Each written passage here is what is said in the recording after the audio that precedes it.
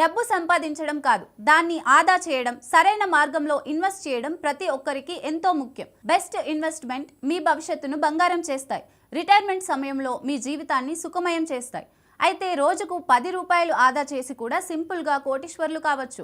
అదేలాగా ఇప్పుడు చూద్దాం. పెట్టుబడికి ప్రధాన వనరు stock market. Long term investment ఊహించని రిటర్న్స్ ఇస్తుంటాయి. అయితే ఇక్కడ నష్ట భయం కూడా ఉంటుందని గమనించాలి. ఇదే బాటలో కొందరు మ్యూచువల్ ఫండ్స్ ద్వారా కూడా కోట్లు గడిస్తున్నారు. సిప్ ద్వారా ప్రతి నెల కొంత మొత్తం ఇన్వెస్ట్ చేసి దీర్ఘకాలంలో మంచి రాబడి అందుకోవచ్చు.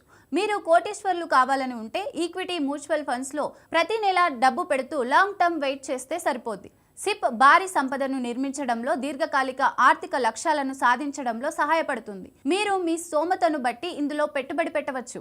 మీరు రోజుకు 10 రూపాయలు పక్కన పెట్టి కూడా కోటీశ్వర్లు కావచ్చు. మీరు సిప్లో రోజుకు 10 రూపాయలు అంటే నెలకి 300 పెట్టుబడి పెడుతూ పోవాలి. కేవలం 300తో సిప్ని ప్రారంభించవచ్చు.